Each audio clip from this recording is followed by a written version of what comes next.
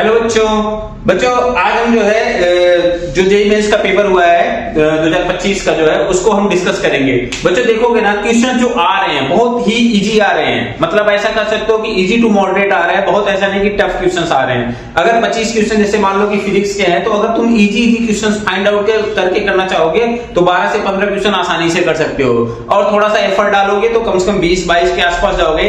और जैसा कि बच्चों अगर ढंग से पढ़ा होगा, जैसा कि मैंने बताया था क्लास में कराया था, तो 25 में 25 करके आओगे। तो बच्चों आज हम देखेंगे यहाँ पे कि पहला क्वेश्चन जैसे हमारी स्क्रीन पे है बच्चों बोर्ड पे कि find dimension of B upon में म्यू नॉट। अब हमें ये पहला यूनिट एंड मेजरमेंट का पहला क्वेश्चन है।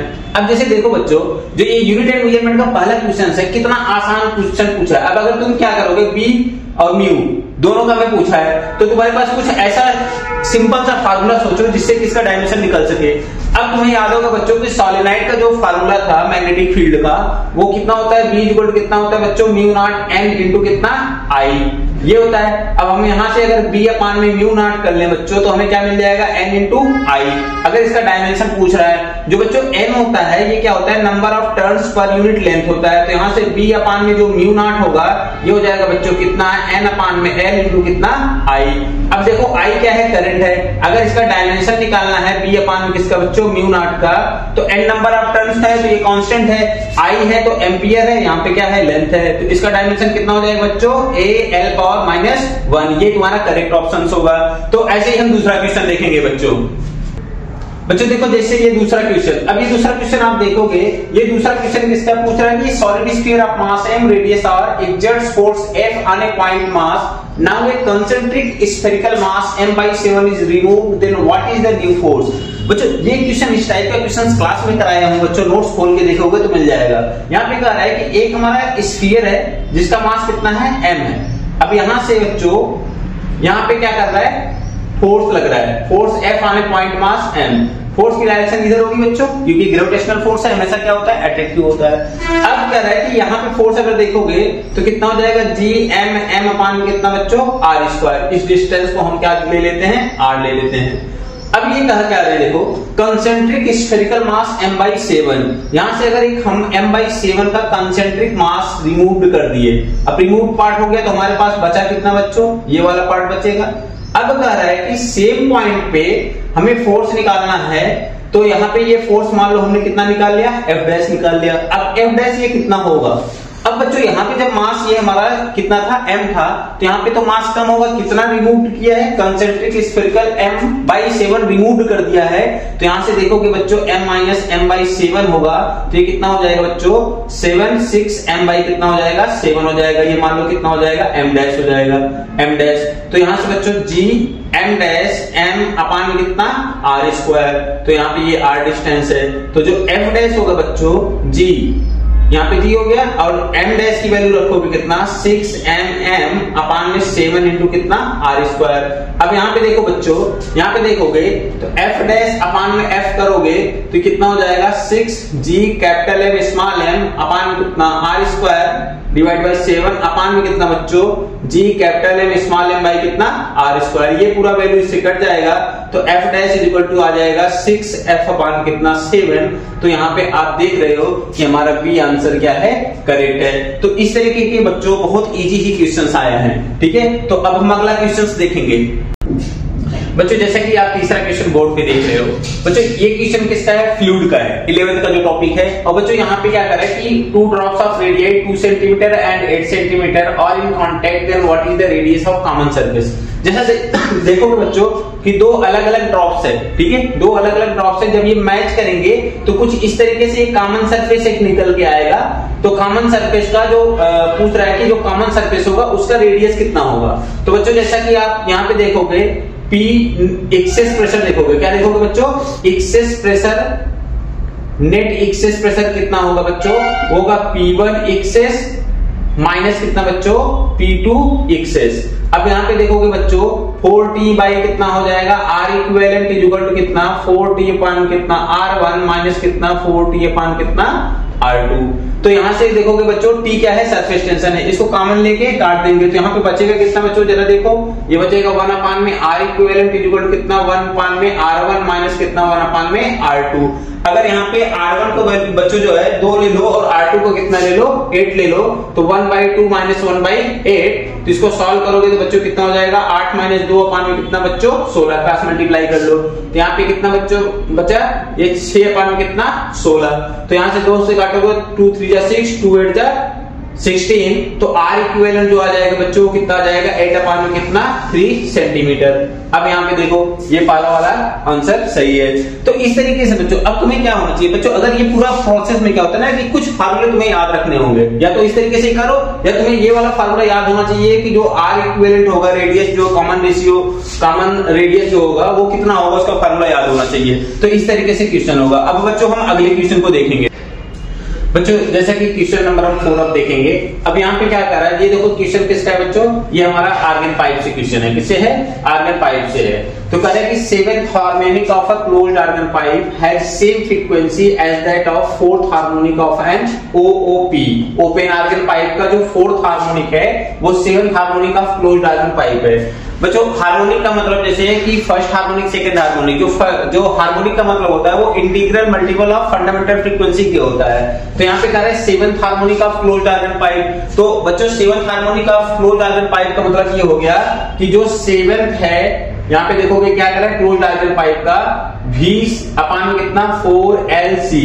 यहाँ पे देखोगे ये फंडामेंटल फ्रीक्वेंसी होता है क्लोज्ड आर्गन पाइप का, कितना होता है VC अपान कितना 4LC इक्वल टू किसके बराबर है बच्चों 4th, यहाँ पे है frequency same 4th harmonic of an OOP.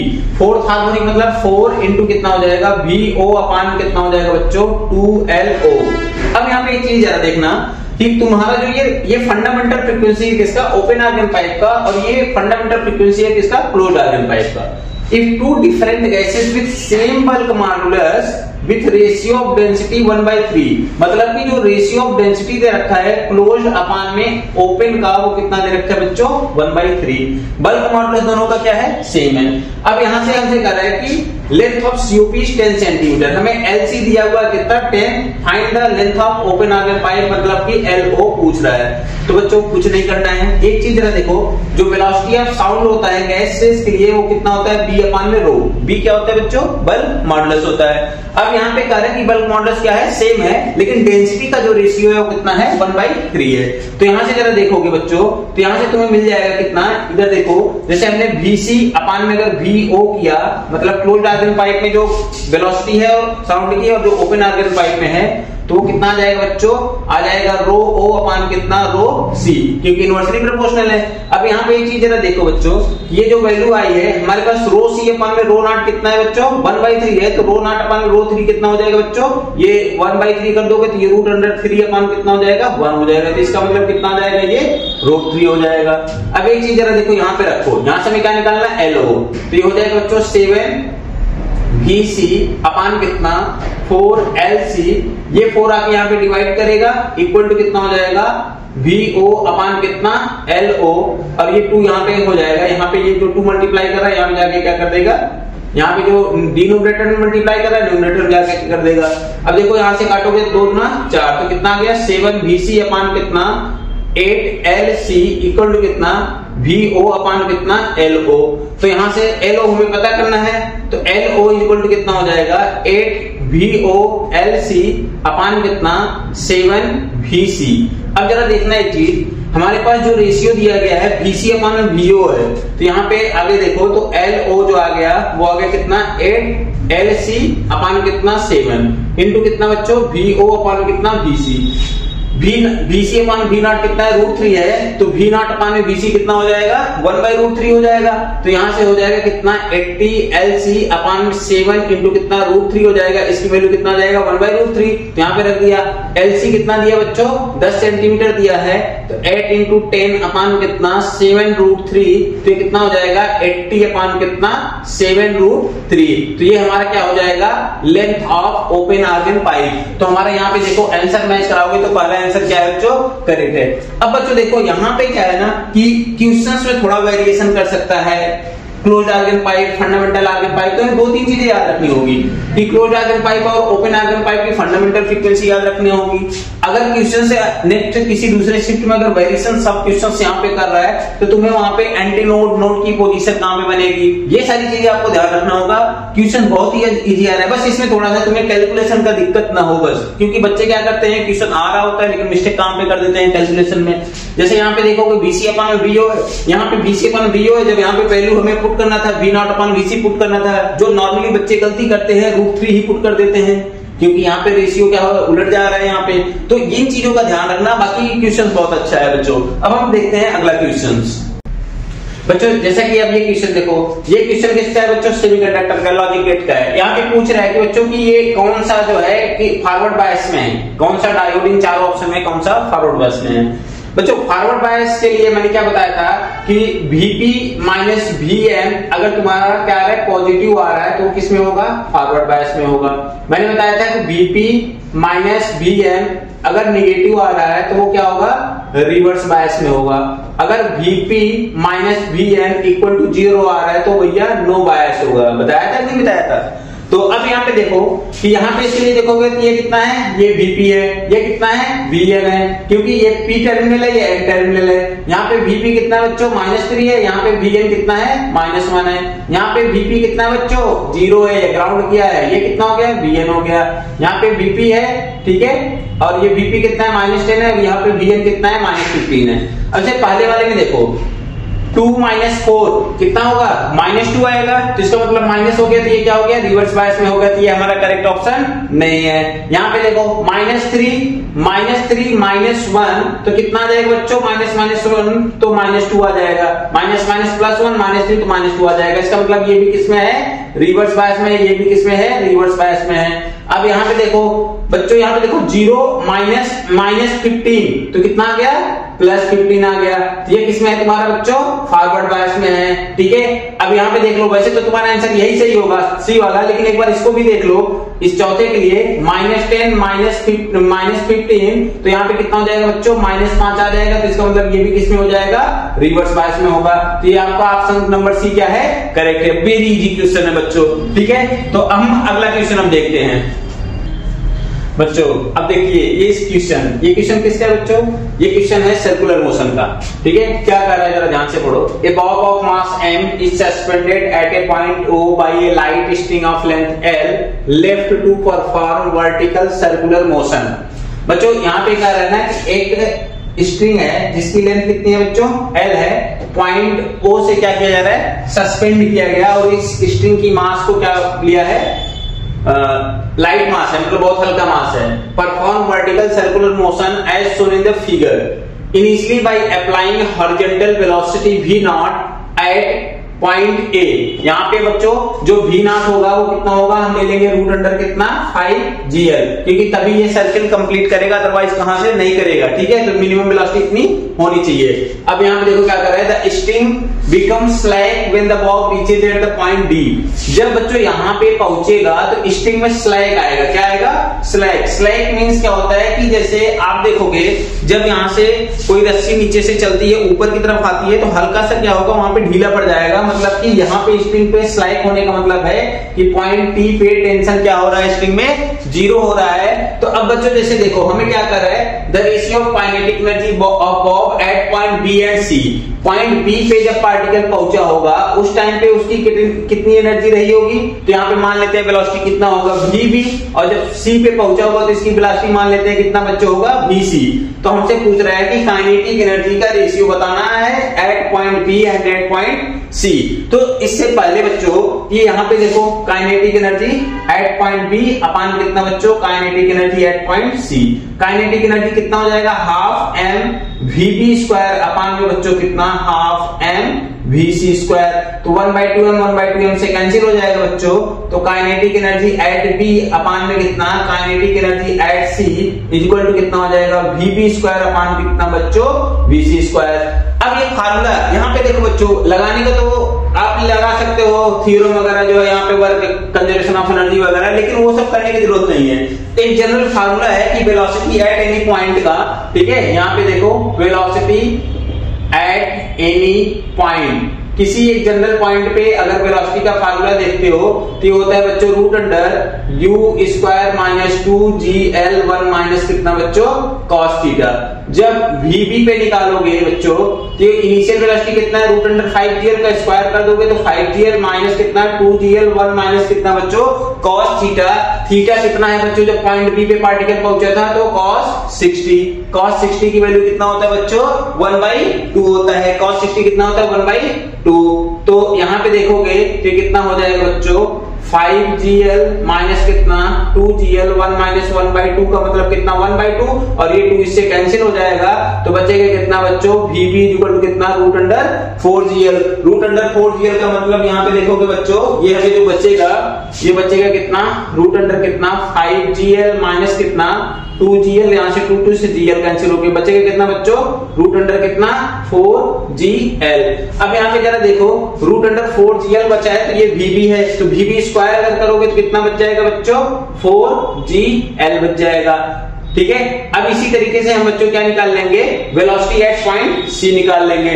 जब वेलोसिटी एट पॉइंट सी निकालेंगे तो हमारे पास कितना होगा बच्चों u स्क्वायर कितना है रूट अंडर 5gl है तो ये हो जाएगा 5gl माइनस कितना 2gl1 माइनस cos कितना होगा बच्चों देखो ये 60 है ये 60 है तो ये भी कितना होगा 60 होगा क्योंकि ये ओवरऑल 180 होगा तो cos 120 हो जाएगा और cos 120 की वैल्यू कितना होता है बच्चों cos 120 की जो वैल्यू होगी वो माइनस 1/2 होगा तो माइनस माइनस प्लस हो जाएगा तो यहां से हमें देखो कितना मिलेगा ये मिल जाएगा कितना 5gl माइनस कितना 2gl1 माइनस cos देखो cos कितना है 120 है तो cos 120 की वैल्यू यहाँ पे रख दोगे माइनस 1/2 तो माइनस माइनस कितना हो जाएगा प्लस 1/2 हो जाएगा तो यहाँ से हमें कितना मिल जाएगा बच्चों ये 3/2 मिल जाएगा तो 5gl माइनस कितना 2gl इंटू कितना 3/2 तो ये कैंसिल होकर कितना मिल जाएगा बच्चों 5 माइनस 3 तो कितना बच जाएगा 2gl बच जाएगा कितना vc स्क्वायर कर देंगे तो कितना आ जाएगा बच्चों 2gl। अब देखो vb स्क्वायर और vc स्क्वायर दोनों मिल गया तो यहाँ पे वैल्यू पुट कर दो vb स्क्वायर कितना बच्चों 4gl अपॉन कितना 2gl तो gl से कैंसिल हो जाएगा कितना आ जाएगा बच्चों 2 हो जाएगा। हमारा पहला ऑप्शन क्या कर रहा है मैच कर रहा है तो यहाँ पे इस तरीके से बच्चों कर सकते हो और नहीं तो यहाँ पे तुम conservation of energy point A पे जब लगाओगे यहाँ पे इसको रेफरेंस मान के बी पे और सी पे लगाओगे तो वहां से निकाल सकते हो लेकिन वो एक लेंथी प्रोसेस हो जाएगा हमें उस लेंथी प्रोसेस में नहीं जाना है बच्चों हमें टाइम बचाना है तो टाइम हम इस तरीके से बचा सकते हैं। तो अब अगले क्वेश्चन को देखते हैं बच्चों अब हम देखते हैं ये असर्शन रीजन का क्वेश्चन है। जैसे असर्शन क्या कर रहा है इन YDSC मतलब Young's double slit experiment setup is dipped in a denser medium then fringe width decreases. कह रहा है कि एक जो हमारा जैसे ये देखोगे ये हमारा क्या होता था एक YDSC एक्सपेरिमेंट होता था ना बच्चों यहाँ पे जो फ्रिंज बनता था यहाँ पे जो फ्रिंज बनता था इसको हम क्या करते हैं distance of nth bright fringe या डार्क फ्रिंज। ठीक है तो यहाँ से हम YN निकाल देते हैं लेकिन हमसे क्या कर रहा है फ्रिंज विड्थ कर रहा है। फ्रिंज विड्थ का मतलब कि दो कॉन्जिक्यूटिव डार्क या दो कॉन्जिक्यूटिव ब्राइट के बीच की जो डिस्टेंस होती है उसका वो डिक्रीज करेगा। जब इसको किसी लिक्विड में अगर हम डिप कर दें इस तरीके से पूरे सेटअप को तो जो कर रहा है कि जो फ्रिंज विड्थ है बीटा वो कर रहा है कि डिक्रीज करेगा। अब इसका देखो बच्चों तो जो बीटा का फार्मूला होता है वो लैम्डा कैपिटल डी अपान कितना होता है स्मॉल डी। अब देखोगे ये अगर एयर में है कहां पे बच्चों ये पूरा प्रोसेस अगर एयर में है और जब इसी को किसी मीडियम में डिप कर देते हैं लिक्विड में डिप कर देते हैं तो यहाँ पे लैम्डा डैश कैपिटल डी अपान कितना हो जाता है डी हो जाता है और लैम्डा डैश जो होता है वो बच्चों लैम्डा अपान में कितना होता है म्यू होता है। तो यहाँ देखोगे कि जो लैम्डा डैश है ना उसकी वैल्यू इस लैम्डा के कंपेयर में क्या हुई है कम है तो यहाँ पे बीटा जो है डायरेक्टली प्रोपोर्शनल टू लैम्डा है इस वजह से जो फ्रिंज विड्थ होगा वो क्या होगा डिक्रीज करेगा। तो असर्शन हमारा बिल्कुल करेक्ट है। ठीक है। अब यहाँ पे रीजन में देखो speed of light decreases in denser medium but frequency of light remain same. बच्चों देखोगे तो फ्रीक्वेंसी जो है वो हमारा किस पे डिपेंड करता है सोर्स पे डिपेंड करता है लेकिन यहाँ पे जो लाइट की कर रहा है कि डेंसर मीडियम में ये मीडियम पे डिपेंड करता है तो इसका मतलब ये घटेगा भी। ठीक है तो ये सही ये रीजन भी है ये हमारा क्या है एब्सोल्युटली करेक्ट है। तो यहाँ पे असर्शन और रीजन दोनों करेक्ट है बच्चों। ठीक है तो हम अब अगले क्वेश्चन को देखते हैं बच्चों। अब अगला क्वेश्चन देखते हैं। अगले क्वेश्चन में जैसे बच्चों सर्किट दे रखा है correct find current in the circuit जो कि ये जाएगा मिडिल पॉइंट ऑफ 1 ओम। करें ये जो कि जो बच्चों ने ये 1 ओम के मिड पॉइंट पे है तो हम इस डायग्राम को कुछ इस तरीके से बनाएंगे बच्चों। यहाँ पे हमारा वोल्टेज हो गया यहाँ पे इस 1 ओम को हम 2 पार्ट में क्या कर लेंगे बच्चों बांट लेंगे, और यहाँ पे उसके बाद यहाँ पे हम क्या करेंगे, एक 2 ओम का रेजिस्टर लगा के कुछ इसके मिड पॉइंट पे कनेक्ट कर देंगे। अब जो देखोगे बच्चों यहाँ पे क्या है, जब ये 2 ओम है तो इसको कुछ इस तरीके से कनेक्ट कर लेंगे। ये कितना हो जाएगा 1/2 और ये कितना हो जाएगा 1/2 और ये कितना दिया है 2 ओम। अब देखोगे ना बच्चों ये दोनों जो है पैरेलल में है और इन दोनों का जो इक्विवेलेंट आएगा इसके साथ किस में होगा, सीरीज में होगा।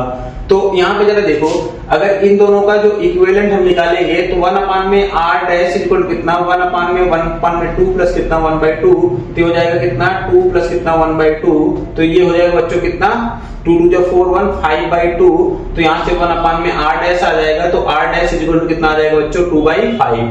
अब ये r डैश और ये 1/2 दोनों कैसे हैं, सीरीज में हैं। तो यहाँ पे देखोगे तो जो सीरीज में है तो हम r डैश अगर r डैश का निकालें मतलब r इक्विवेलेंट निकालें तो ये हो जाएगा कितना r डैश प्लस कितना ये वाला r बच्चों, ये वाला r मान लो कि हमने इसकी वैल्यू कितना रख दिया 1/2। यहाँ से कितना है बच्चों 2/5 प्लस कितना 1/2, तो 2 2 जा 4 प्लस 5 अपान कितना बच्चों 10, तो ये कितना आ गया 9/10। ये r इक्विवेलेंट आ गया इस पूरे सर्किट का। हमसे करंट पूछ रहा है तो v इक्वल कितना होता है बच्चों I अपान में r, I इक्वल कितना हो जाएगा v अपान में r, v की वैल्यू कितना दे रखा है 0.9 अपान में 9 डिवाइड बाय 10 है तो 10 न्यूमरेटर में चला जाएगा, इसको कैंसिल कर देंगे तो 0.1 इंटू कितना 10, तो यहाँ से बच्चों आ जाएगा 1 एम्पियर। तो ये न्यूमेरिकल आंसर टाइप में था बच्चों, इसका आंसर 1 एम्पियर होगा जो कि सही है। ठीक है, अब हम अगले क्वेश्चन की तरफ चलते हैं बच्चों।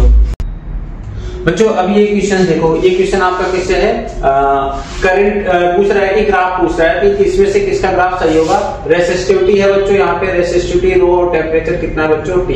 तो बच्चों ये बहुत ही मतलब एकदम एनसीईआरटी के बुक में भी दे रखा है, बहुत इजी क्वेश्चन है, तुम्हें आपको पता होगा। जैसे रो इक्वल कितना होता है रो नॉट 1 प्लस कितना अल्फा इनटू कितना डेल्टा T। तो बच्चों कंडक्टर के लिए पूछा है, कंडक्टर के लिए जो अल्फा होता है बच्चों वो क्या होता है, पॉजिटिव होता है, और सेमीकंडक्टर के लिए अल्फा जो होता है वो नेगेटिव होता है। तो बच्चों यहाँ पे देखोगे तो रो यहाँ पे देखोगे लीनियरली इंक्रीज कर रहा है, तो यहाँ पे टेम्परेचर जो रेसिस्टिविटी है वो डायरेक्टली प्रोपोर्शनल टू किसके है, टेम्परेचर के है, तो हमारा बी ऑप्शन क्या होगा, सही होगा। लेकिन अगर वहीं पे कंडक्टर की जगह सेमीकंडक्टर पूछ देता, सेमीकंडक्टर में जो अल्फा होता है नेगेटिव होता है, और यहाँ पे इस तरीके से इसका ऑप्शन क्या होगा, सी होगा। सेमीकंडक्टर के लिए बच्चों ये तीसरा ऑप्शन होगा, और ये सेकंड ऑप्शन किसके लिए होगा, कंडक्टर के लिए होगा। ये बच्चों बहुत ही आसान क्वेश्चन है, ठीक है, एकदम इजी सा क्वेश्चन, लल्लू सा क्वेश्चन है, ठीक है, इसको कहते हैं लल्लू सा क्वेश्चन। ठीक है, तो हम अगला क्वेश्चन देखेंगे बच्चों। तो बच्चों अब देखेंगे ये हम क्वेश्चन जो है, ये क्वेश्चन किसका है बच्चों, मोमेंट ऑफ इनर्शिया का क्वेश्चन है। क्या कर रहा है कि एक स्फीयर है जिसका मास है और रेडियस कितना है r है, इससे एक r/2 का केविटी क्या किया गया, रिमूव्ड किया गया या क्रिएट किया गया। यहाँ से एक स्फीयर था बच्चों, इस तरीके से देख लो, एक स्फीयर था, ठीक है, इस स्फीयर का मास कितना दे रखा है m और रेडियस कितना दे रखा है r। अब इससे हमने क्या कर दिया, केविटी निकाल दिया। तो बच्चों ये क्या होगा, हम इसके अबाउट हमसे मोमेंट ऑफ इनर्शिया पूछ रहा है, इस एक्सिस के अबाउट। अगर इस कंप्लीट में से देखो हमने इस केविटी को रिमूव कर दिया, जरा देखना केविटी यहाँ पे इसका रेडियस कितना है, केविटी का r/2 रेडियस का। तो यहाँ पे देखो अगर ये टोटल है, टोटल में से इसको माइनस कर देंगे तो ये मिल जाएगा। तो अगर हमें इसका चाहिए I जो चाहिए, मोमेंट ऑफ इनर्शिया किसका चाहिए बच्चों, रिमेनिंग पार्ट का, ठीक है, तो I कंप्लीट माइनस कितना बच्चों, I रिमूव्ड पार्ट, ठीक है, रिमूव्ड पार्ट का मोमेंट ऑफ इनर्शिया हमें क्या करना है, पता निकाल देंगे तो हमें मिल जाएगा रिमेनिंग पार्ट का। ठीक है, find the moment of inertia about an axis passing through the centre of sphere. लेकिन इसका क्या है, मतलब एक स्फीयर था, इस स्फीयर में से इस केविटी को निकाल दिया, तो जो बचा हुआ है उसका मोमेंट ऑफ इनर्शिया बताना है। अब बच्चों देखो मोमेंट ऑफ इनर्शिया का इस वाले एक्सिस के अबाउट जब यहाँ पे देखोगे बच्चों, तो ये वाला जो होता है वो होता है कितना बच्चों, 2/5 mr², moment of inertia of an axis passing through centre. ठीक है, तो उसका मोमेंट ऑफ इनर्शिया कितना होता है, 2/5 mr² सॉलिड स्फीयर का होता है। यहाँ पे जो स्फीयर है बच्चों वो सॉलिड स्फीयर है, ठीक है, हालो स्फीयर से केविटी रिमूव किया ही नहीं जा सकता है, तो यहाँ पे क्या होगा, इसका हमें लेना है क्या, सॉलिड लेना है। अब बच्चों यहाँ पे देखो, अच्छा ये वाली एक्सिस देखोगे, ये वाली एक्सिस, इसका जो मोमेंट ऑफ इनर्शिया होगा, इस r/2 रेडियस का जो स्फेरिकल पार्ट रिमूव किया है, इसका मोमेंट ऑफ इनर्शिया इस वाले एक्सिस के अबाउट देखोगे कितना होगा, 2/5 m स्मॉल m इंटू कितना r/2 का होल स्क्वायर। अब यहाँ पे स्मॉल m जो आएगा बच्चों, स्मॉल m की वैल्यू निकाल सकते हो डेंसिटी से, रो इक्वल कितना, रो डैश।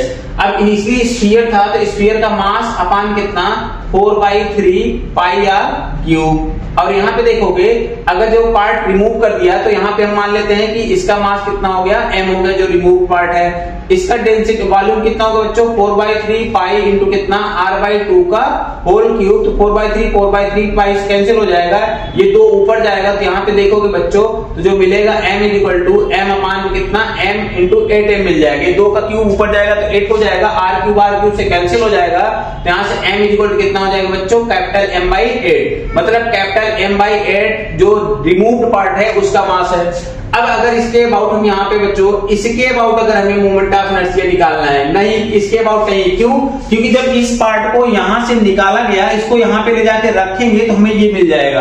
तो हमारा जो एक्सिस होगा बच्चों ना हमसे कह रहा है कि about an axis passing through centre of the sphere. तो बच्चों ये वाला सेंटर इसके ये जो रिमूव्ड पार्ट है उसका ये वाला एक्सिस इसके सेंटर से नहीं पास करेगा, वो यहां से पास करेगा। तो हमें चाहिए कि इसका जो रिमूव्ड पार्ट का मोमेंट ऑफ इनर्शिया निकालना है, हमें इस टेंजेंट एक्सिस के अबाउट निकालना होगा। और टेंजेंट एक्सिस के अबाउट निकालना है बच्चों तो इसके अबाउट अगर हमें पता है तो इसके अबाउट हम पैरेलल एक्सिस थ्योरम लगा के निकाल सकते हैं। अब जैसे बच्चों देखो इसको अगर हम मान लिया कि आई डैश, तो आई डैश निकालोगे तो ये हो जाएगा आई, ठीक है, इसका तो इसका कितना है बच्चों 2 कितना 5m इंटू कितना r/2 का whole square plus distance into कितना मास। तो डिस्टेंस कितना है बच्चों m, मास कितना है m, डिस्टेंस कितना है r/2 का होल स्क्वायर। अब यहां से देखो इस फार्मूले में रख देते हैं। अब जैसे यहाँ पे देखोगे आई जो रिमेनिंग पार्ट बचता है बच्चों उसका मोमेंट ऑफ इनर्शिया निकालेंगे अगर, तो कंप्लीट का कितना हमने पता है 2/5m इंटू कितना r² माइनस यहाँ पे रिमूव्ड पार्ट का कितना हो जाएगा बच्चों 2/5 स्मॉल m इंटू कितना r/2 का whole square plus small m into r/2 का होल स्क्वायर। अब जरा एक चीज देखना, सारा सब कुछ वैल्यू हमें पता है 2/5 कैपिटल M इंटू कितना r² माइनस यहाँ से वैल्यू रख दो, स्मॉल m की वैल्यू हमने कितना निकाला बच्चों m/8, यहाँ से हो जाएगा r² अपान कितना बच्चों 4 प्लस ये हो जाएगा m/8 r² अपान कितना बच्चों 4। अब यहां से जरा देखो mr² अगर इसको सॉल्व ही कर लेते हैं 2/5 mr² करेंगे तो यहां से देखो ये कितना हो जाएगा 2/5 mr² यहाँ पे है तो यहाँ पे है, इसको सॉल्व करो। mr² अगर हमने बाहर कर लिया इस तरीके से कर लो, ये हमने क्या कर लिया mr² बाहर कर लिया तो बचा कितना बच्चों 2/5 माइनस, तो यहां से हो जाएगा बच्चों 2 से काट देंगे तो कितना हो जाएगा 2, तो ये बचेगा कितना 1 अपान कितना 8, 5 जा 40, 42 जा 80 हो जाएगा, ये हो जाएगा, ये माइनस यहाँ पे जाएगा तो यहाँ पे देखोगे कितना बचेगा 1 अपान कितना बच्चों 32। अब इसको आसान वे में करो, ये mr² हो गया 2/5, अगर यहाँ पे कर लो 1/80 माइनस प्लस कितना 1 अपान में 32, तो यहाँ पे इसको सॉल्व करोगे बच्चों तो जो आपका रिमेनिंग पोर्शन का मोमेंट ऑफ इनर्शिया आएगा वो कुछ वैल्यू यहाँ पे देखो एलसीएम वगैरह लेके सॉल्व करोगे तो जो आपका आंसर आएगा वो आएगा 57 mr² अपान में 5 इंटू कितना आएगा बच्चों 32 आएगा, कितना आएगा 5 इंटू कितना 32 आएगा इसको सॉल्व करने पे, तो ये आपका हो जाएगा करेक्ट आंसर हो जाएगा। अब बच्चों क्या होगा देखो ये शिफ्ट 1 में आया क्वेश्चन, अगर हम देखेंगे कि दूसरे शिफ्ट में या कल वाले शिफ्ट में जो आगे डेट 29 तक एग्जाम है, अगर उसमें क्या करता है एनटीए कि जो सेट ऑफ क्वेश्चन है ना इसमें उसने क्या करेगा थोड़े वेरिएशंस करता है क्वेश्चन में। अब देखो इसमें क्वेश्चन में वेरिएशन कैसे कर सकता है, अगर मान लो आज मतलब 22 वाले पेपर में आया 22 तारीख वाले, अगर 23 के किसी शिफ्ट में ये क्वेश्चन आ रहा है तो वहां पे क्या कर देगा, हो सकता है कि ये r/2 का यहाँ पे रिमूव किया है, वहां पे r/4 का r/3 का रिमूव कर दे, ये भी हो सकता है r/3 का रिमूव कर दे, या वहां पे इस एक्सिस के अबाउट पूछा है उसमें यहाँ पे इस एक्सिस के अबाउट पूछ ले, यहाँ पे बच्चों स्फीयर दिया है हो सकता है वहां पे डिस्क दे दे, तो वेरिएशंस ऑफ क्वेश्चन इस तरीके से बन सकते हैं। हमें इनका ध्यान देना है बच्चों कि जो जब पेपर का एनालिसिस कर रहे हो आप इस पेपर का एनालिसिस कर रहे हो तो आपके दिमाग में ये भी आना चाहिए कि अगर हमारे शिफ्ट में क्वेश्चन आता है इससे रिलेटेड, अब एग्जैक्ट यही क्वेश्चन तो देगा नहीं, थोड़े बहुत वेरिएशंस करेगा तो वो पॉसिबल वेरिएशंस क्या हो सकते हैं उसको आपको ध्यान में रखना होगा। तो बच्चों ये हमारा जो है 22 जनवरी का जो आज का पेपर है उसका जो है पूरा फिजिक्स का, अभी बच्चों 10 क्वेश्चन ही मिल पाए हैं, तो हम देखते हैं कि अगर और भी क्वेश्चन मिलेंगे